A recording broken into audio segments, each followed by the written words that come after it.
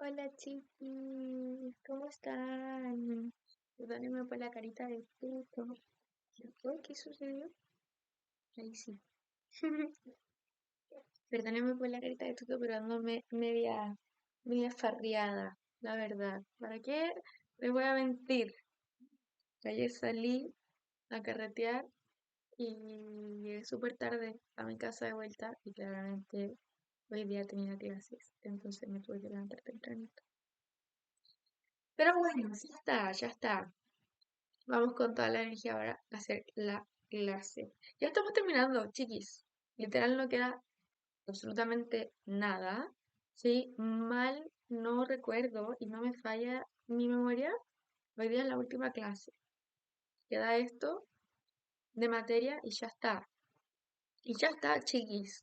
No hay nada más. Entonces, hoy día vamos a ver fotosíntesis, respiración celular y lo poco y nada que queda de ecología, ¿cierto? Porque básicamente el DEMREX terminó ecología hace mucho rato, pero nos queda esa colita todavía. Entonces vamos a ver estos dos temas en una clase, porque literalmente la clase de hoy día es cortitititititititititísima.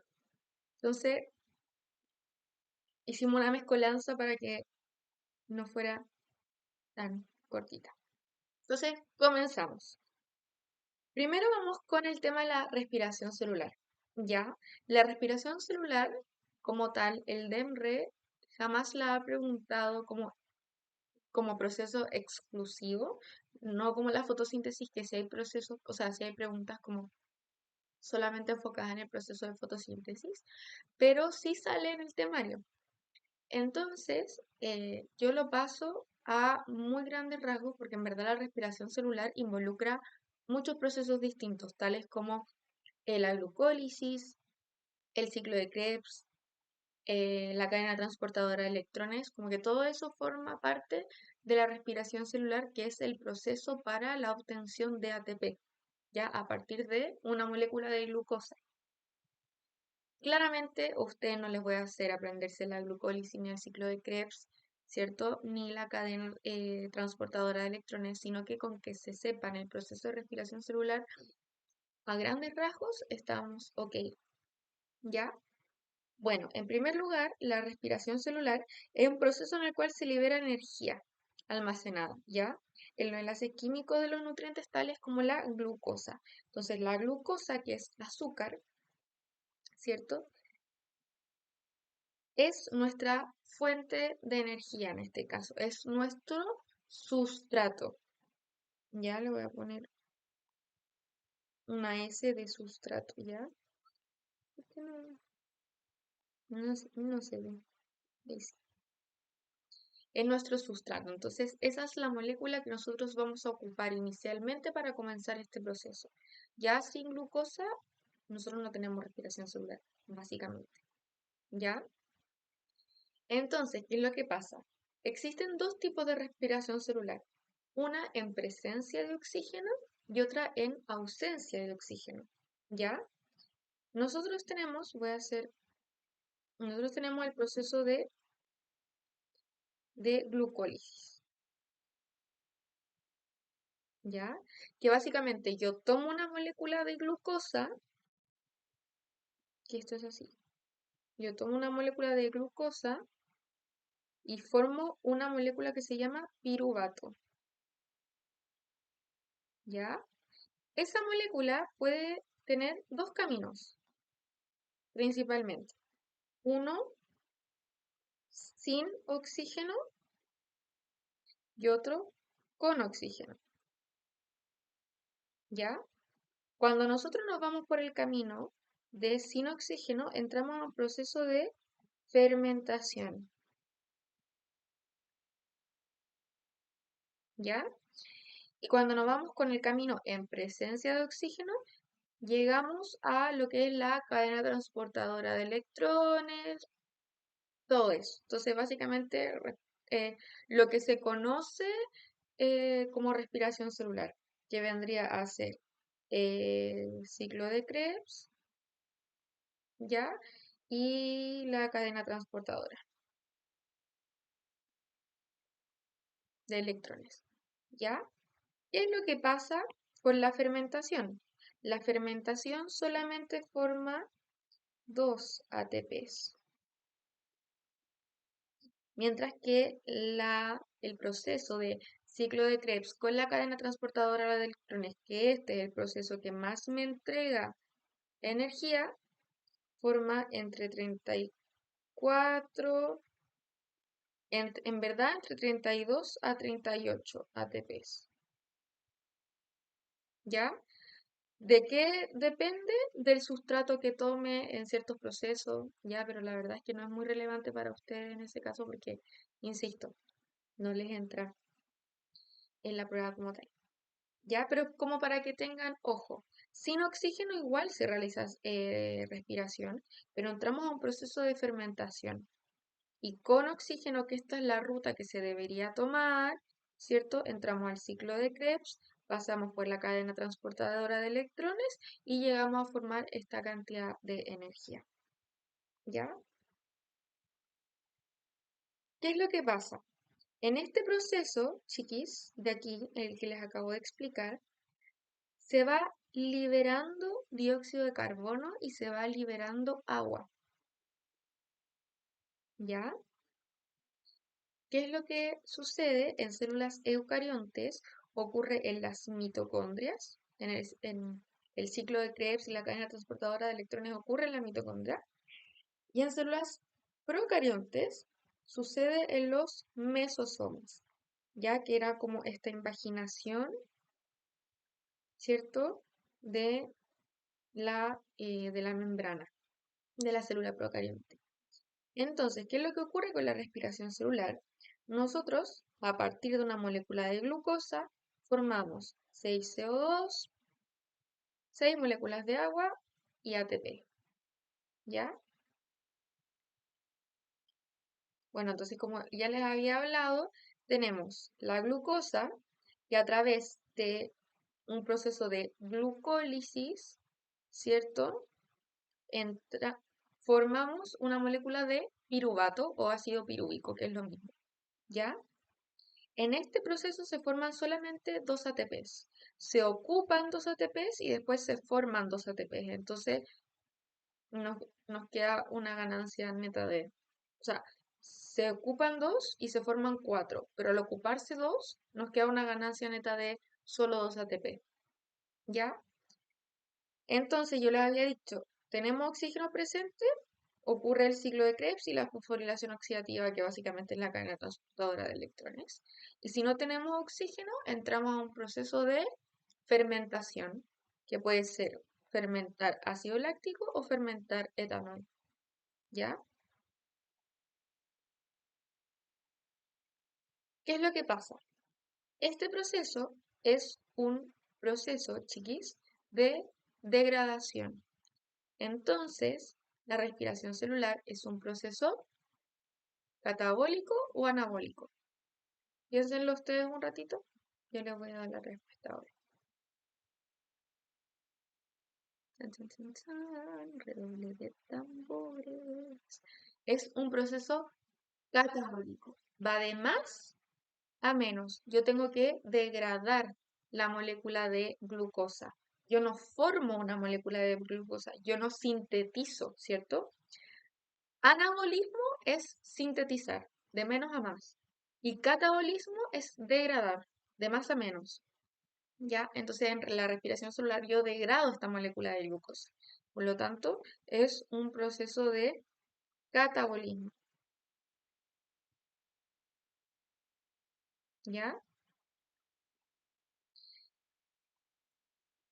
Bueno, entonces, aquí está el proceso de respiración celular. Entra la glucólisis, ¿cierto? Al citosol, esta es la membrana, esto es una célula y esta es la membrana plasmática, ¿cierto? La glicólisis ocurre en el citosol, ya forma una molécula de piruvato y este piruvato entra, si es que hay oxígeno presente, entra a la mitocondria, ¿ya? Y en la mitocondria, ¿cierto? Ocurre el proceso de ciclo de Krebs y luego pasamos a la cadena transportadora de electrones. Y en estos dos procesos se libera dióxido de carbono y agua y se forma ATP, ¿cierto? Y si no hay oxígeno, nos quedamos en el citoplasma, ¿cierto? Y ocurre un proceso de fermentación. Ahora pasamos con la fotosíntesis. ¿Qué es la fotosíntesis? Es un proceso metabólico por el cual las plantas, ¿cierto?, convierten sustancias inorgánicas en sustancias orgánicas, liberando oxígeno. Es decir, el oxígeno es el producto, ¿ya? Y se aprovecha la energía solar, ¿cierto?, para poder realizar este proceso. Y este proceso no ocurre en la mitocondria como ocurre en la respiración celular, sino que ocurre en el cloroplasto. Y en la fotosíntesis tenemos dos fases. En primer lugar, tenemos la fase dependiente o fase clara, ¿ya? Que es la fase dependiente de luz, ¿ya? Ocurre en la membrana de los tilacoides, ya que los tilacoides eran estas cositas de aquí, como estos granitos, y en la membrana de los tilacoides hay algo que se llama fotosistemas, ya que son un conjunto de proteínas que van a permitir el movimiento de electrones dentro del cloroplasto, ¿ya? Porque ¿qué es lo que pasa en la fase dependiente de luz? ¿Ya? Llega la luz y la luz va a excitar a la clorofila, que la clorofila es este pigmento que le entrega el color verde a las plantas. Excita a la clorofila y hace que la clorofila done electrones. Y esos electrones van a ir moviéndose a través de los fotosistemas. Recordemos que primero está el fotosistema 2 y luego pasamos al fotosistema 1. Ya, no me pregunten por qué es así, yo no lo inventé, pero pasamos al fotosistema, estamos en el fotosistema 2 y luego pasamos al fotosistema 1, en donde básicamente yo tengo un complejo proteico, otro complejo proteico chiquitito y un segundo complejo proteico grande. Entonces, ¿qué es lo que pasa? Tenemos al solcito, llega el sol, excita la clorofila entrega sus electrones y estos electrones van así, tuki, tuki, hasta llegar a, bueno, básicamente hasta llegar a la ATP sintasa, ¿ya? Que es la encargada, la enzima encargada de producir fotosíntesis, ¿ya? O sea, fotosíntesis, producir ATP. Entonces, ¿qué es lo que ocurre? Seguimos en la fase dependiente de luz o la fase clara.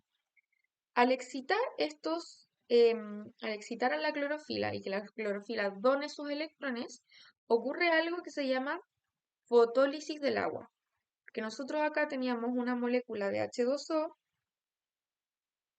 foto viene de luz y lisis viene de ruptura. Entonces, esta energía hace que se rompa esta molécula de agua en dos hidrógenos, ¿ya? Y un oxígeno. Y este oxígeno es el que se va a liberar, ¿ya? Entonces, finalmente, la liberación de oxígeno ocurre debido a la fotólisis del agua y esos protones que me van a quedar, que son los hidrógenos, se van a ocupar ya para esta ATP sintasa, que necesita de este flujo de protones, este flujo de hidrógenos, para poder moverse, ¿cierto? Como que pasan los hidrógenos y esta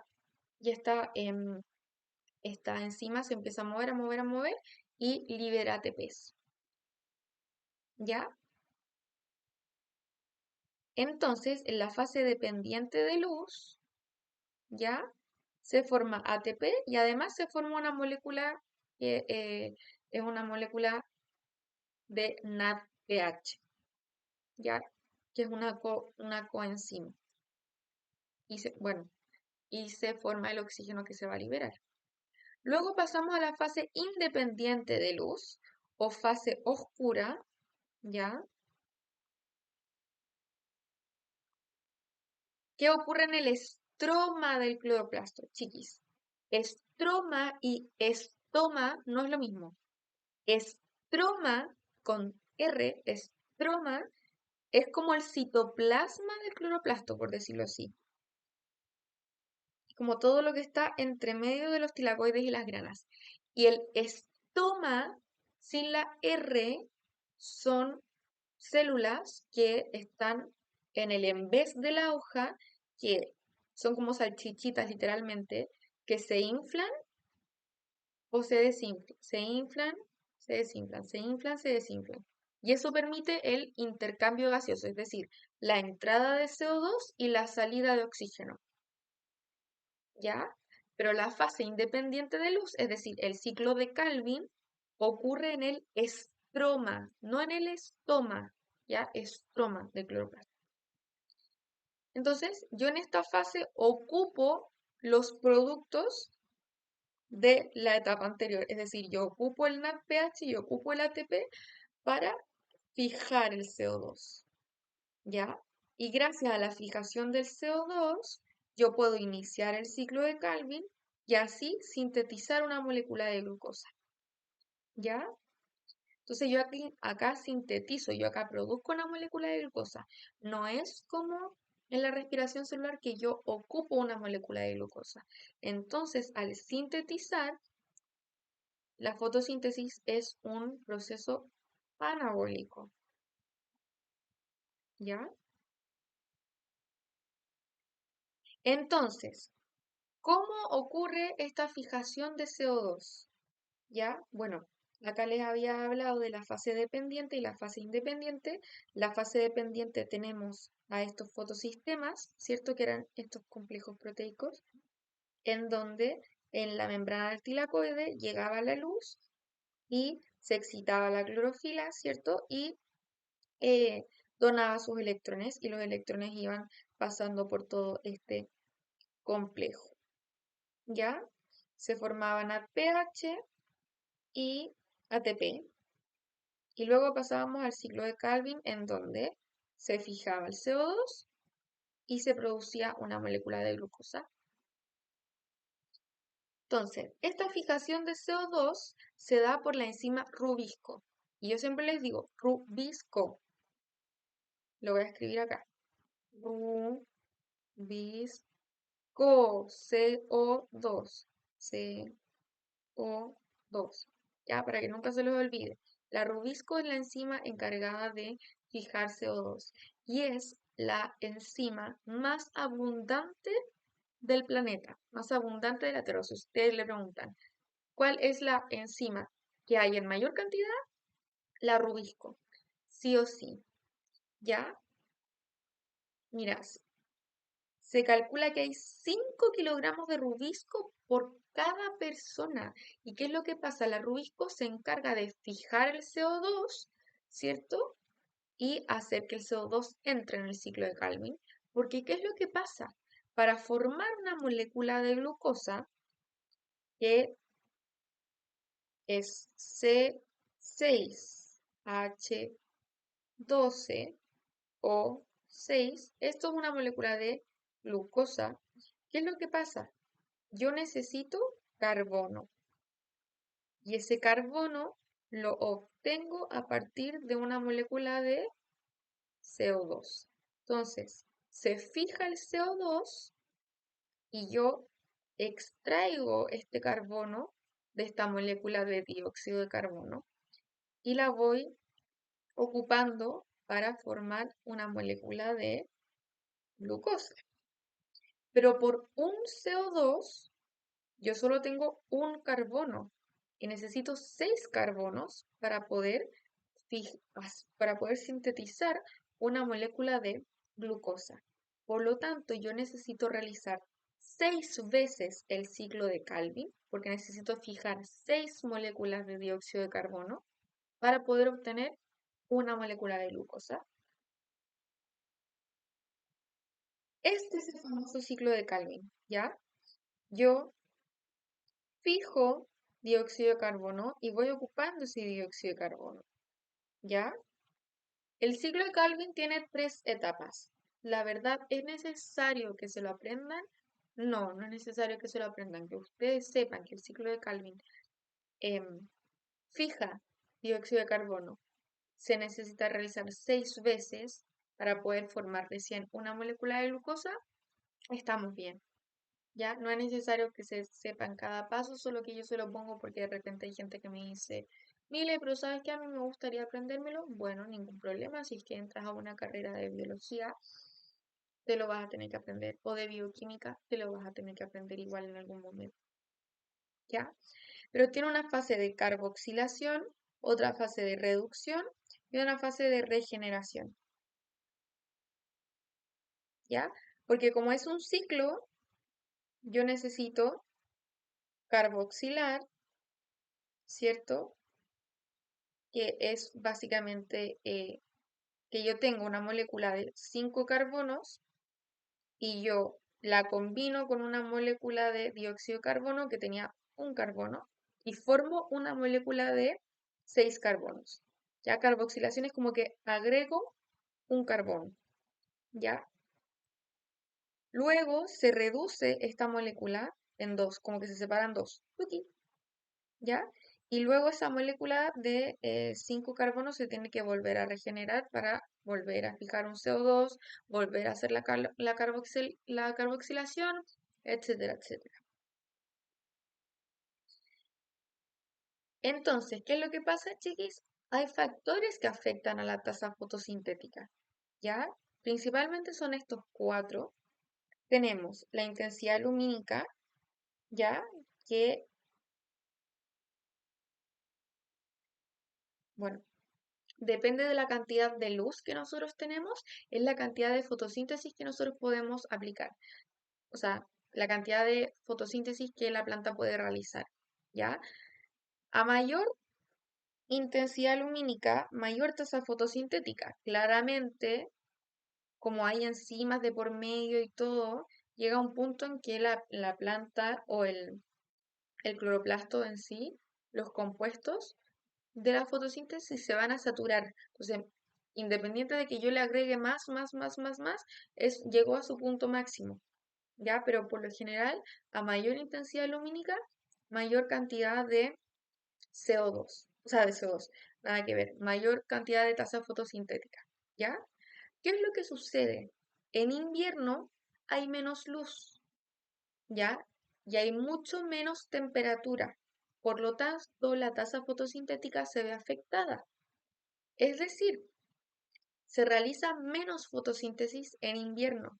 Por lo tanto, el ambiente va a tener mayor concentración de CO2. Nosotros en invierno, el ambiente, el aire tiene mayor concentración de dióxido de carbono. ¿Por qué? Porque como se realiza menos fotosíntesis, hay menos fijación de dióxido de carbono, por lo tanto hay más dióxido de carbono disponible en el aire, ¿ya? Por lo tanto, la temperatura también es un factor súper importante, ¿ya? La temperatura, a mayor temperatura, mayor tasa fotosintética. Claramente hay un rango entre los 20, entre los 20, 25 grados, ¿ya?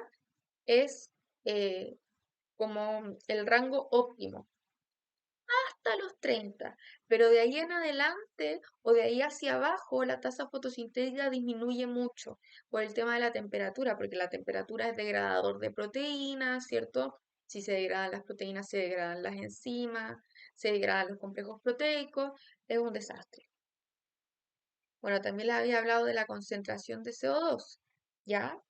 A mayor concentración de CO2, mayor va a ser la tasa fotosintética. Pero ustedes me dirán, Mile, si me acabas de decir que en invierno hay menos tasa fotosintética. Ya. Pero ¿qué es lo que pasa si es que yo tengo la misma concentración de dióxido de carbono con una temperatura óptima o una temperatura muy baja y una intensidad lumínica óptima y una intensidad lumínica muy baja? Claramente, la planta que va a hacer más fotosíntesis independiente de que tengan la misma concentración de CO2, va a ser la que tenga la intensidad lumínica y la temperatura óptima, ¿cierto? ¿Qué es lo que pasa en invierno? Como no está ni la intensidad lumínica ni eh, la temperatura óptima, independiente de la concentración de CO2, no se puede realizar fotosíntesis, por lo tanto se acumula CO2. Pero si es que yo tengo estas condiciones óptimas y tengo poca cantidad de CO2,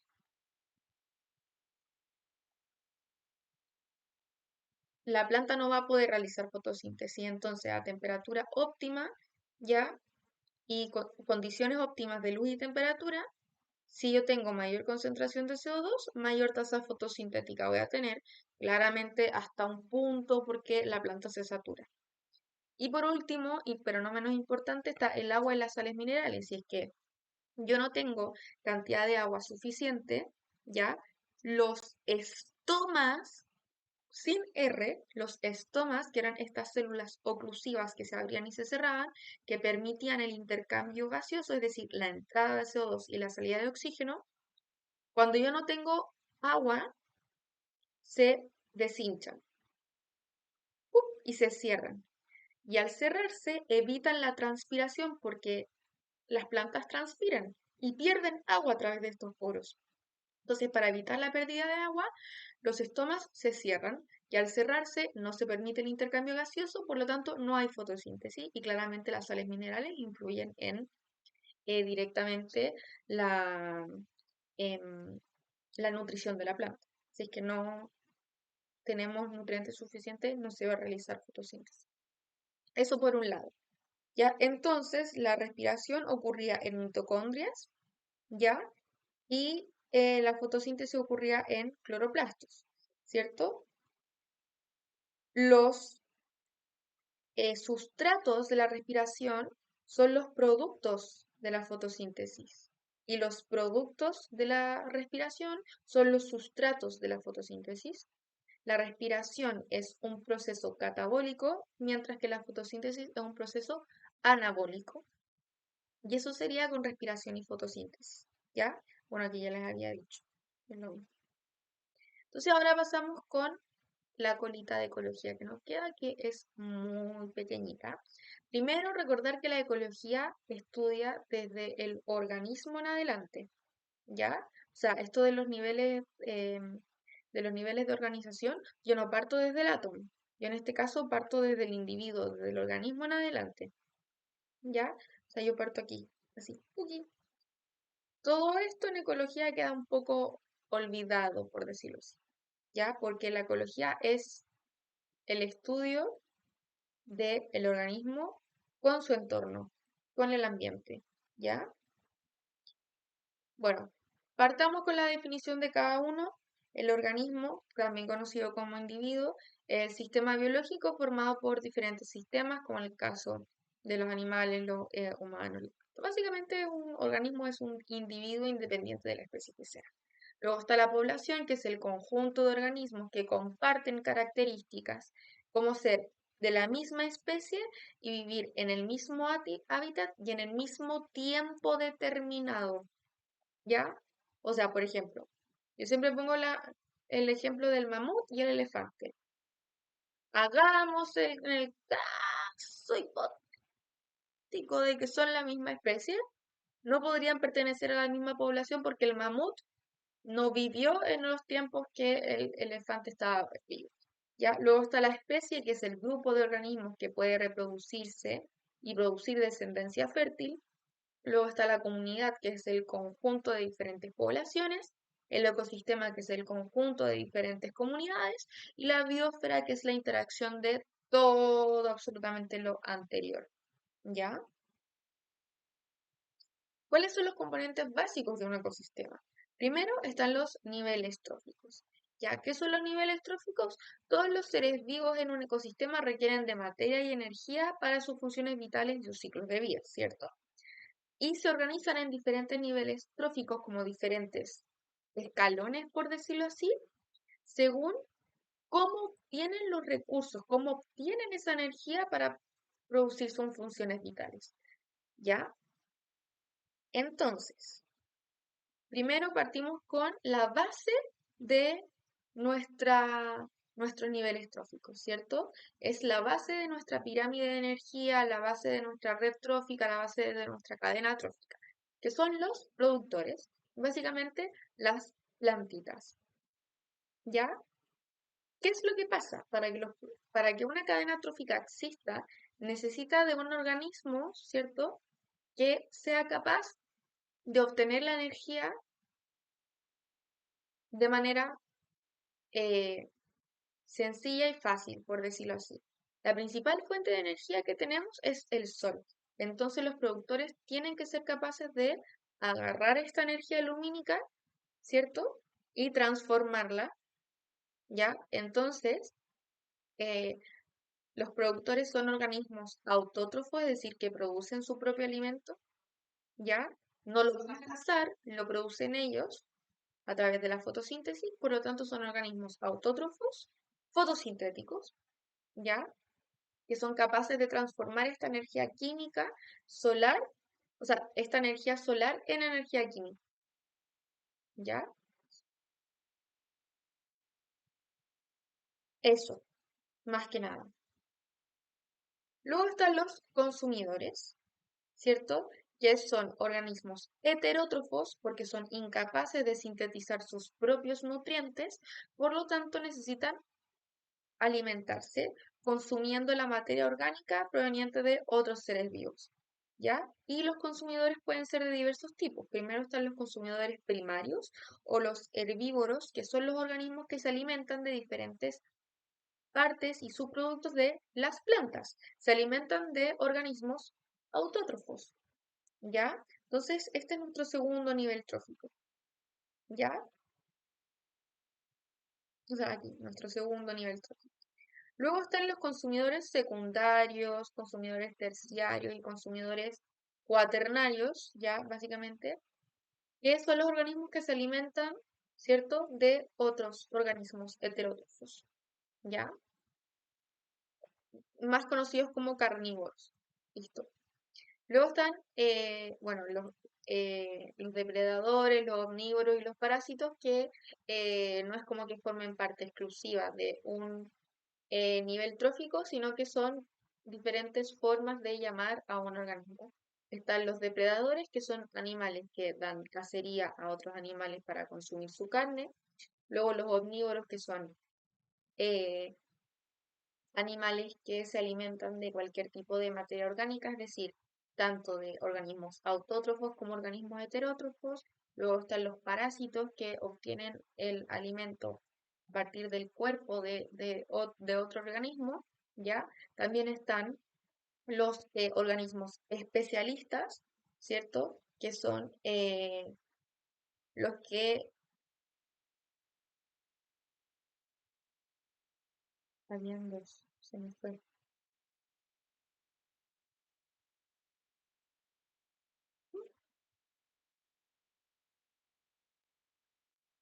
Denme un segundo, chicos, que no me acuerdo cómo se llamaba el otro tipo.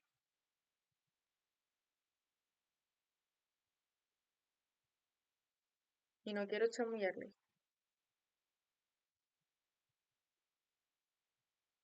Ya, eso. Están los organismos generalistas y los especialistas. Los generalistas son los que son capaces de consumir diferentes organismos, ¿cierto? Mientras que los especialistas son como los mañosos, los que se alimentan solamente de una especie, ¿ya? Los especialistas son los menos, casi no existen. Por lo general, no hay mañosos en las cadenas tróficas, ¿cierto? Porque es súper complejo basar tu alimentación en solamente un alimento, ¿ya? Eso era. Uy.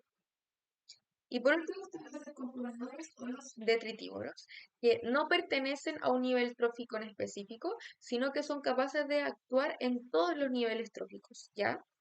¿Qué son los descomponedores o detritívoros? Son organismos que se alimentan de materia orgánica muerta, o sea, de cadáveres, hojas caídas, etcétera, y son el departamento de reciclaje de la naturaleza, ¿ya? Es decir, toman esta energía, la transforman y la devuelven al medio. Por eso son capaces de actuar, por ejemplo, en hojas caídas, son capaces de actuar en este el nivel trófico de los productores, o los carroñeros que se comen estos cadáveres que son capaces de actuar en los niveles tróficos de los consumidores primarios, secundarios, terciarios, etcétera, ¿ya? Y por lo general, este tipo de organismos, la flecha va en sentido contrario porque devuelve la energía al medio. ¿A qué me refiero con la flecha en sentido contrario? ¿Ya? Existe algo que se llama flujo de energía y el flujo de energía es unidireccional, ¿ya? Unidireccional y lineal. ¿A qué me refiero con eso? Yo acá tengo productores, consumidores eh, primarios, secundarios, terciarios, cuaternarios, ¿ya? Claramente las plantitas no pueden entregarle el 100% de la energía a los consumidores primarios porque gastan energía en forma de, o sea, se pierde energía en forma de calor y gastan energía para poder realizar sus funciones vitales, ¿cierto? Por lo tanto, la energía disponible para poder entregarle al siguiente nivel trófico es solamente el 10%. Y acá aparece la ley del 10%. ¿Ya? Es gracias a esta ley que solamente podemos tener cadenas tróficas de hasta 5 organismos. Uno, 2, 3, 4, 5. Más allá del quinto organismo, del quinto nivel trófico, el traspaso de energía es casi nulo, por lo tanto no me sirve, ¿ya? Pero ¿qué es lo que pasa con esta energía? Esta energía, como ya se gastó, ya se utilizó, solamente se puede traspasar en una dirección y es lineal y unidireccional, ¿ya? Mientras que el traspaso de materia es cíclico, porque la materia se renueva, se devuelve, ¿ya? Al, al medio. Entonces, aquí vamos disminuyéndolo en el nivel de energía a medida que vamos aumentando, ¿cierto? El nivel trófico.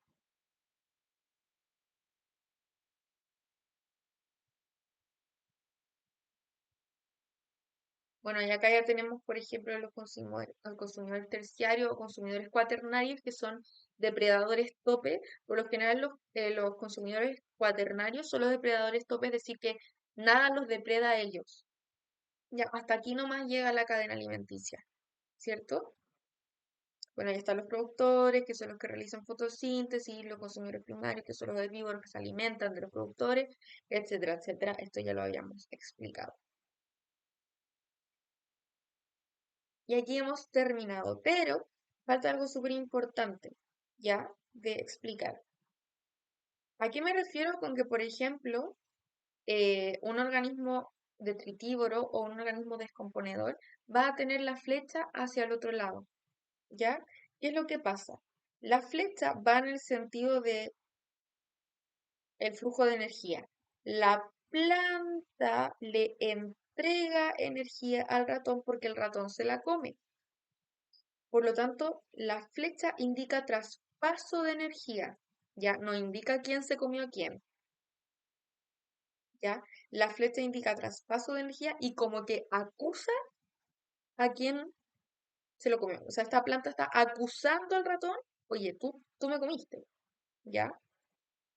Cuando ustedes vean en algo así, en un esquema de flechitas y organismos, porque por lo general estos no van a ser ratoncitos, sino que va a ser un número uno, un número 2, un número 3, etcétera.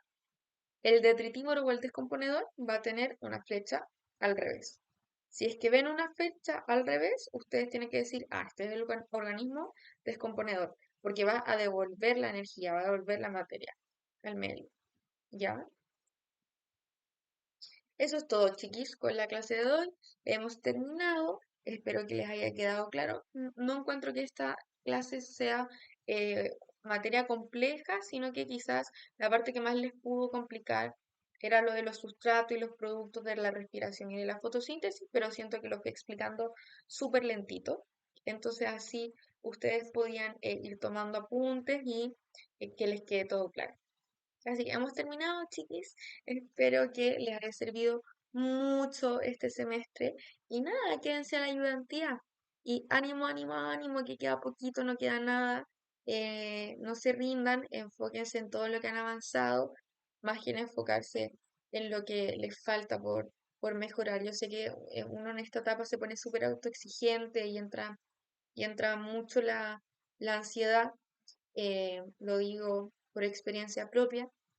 Entonces, enfóquense en todo lo que han avanzado, más que lo que les falta eh, sin dejar de lado como ese último esfuerzo y esa última energía necesaria en este tremendo camino. Así que nada, les mando un besito y un abrazo enorme. Nos estamos viendo. Estén bien, chiquis.